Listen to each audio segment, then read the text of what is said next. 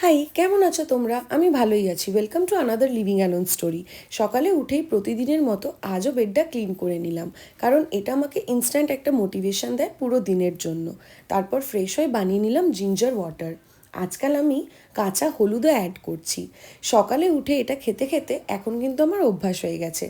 তারপর একটু বারান্দাতে দাঁড়াই, তারপর হাঁটাচলা করতে করতে জিঞ্জার ওয়াটারটা খেয়ে নিই। আজ একটু আমার ছোট্ট লিভিং রুমটাও পরিষ্কার করার ইচ্ছা হলো, বেশি কিছু নয়, শুধু সোফার ম্যাট্রেসটা গুছিয়ে দিলাম। আর এই হলো আজকের ব্রেকফাস্ট, ডিম সেদ্ধ, কলা আর খেজুর। খেতে খেতে নিজের কাজের কিছু জিনিসও দেখে নিলাম।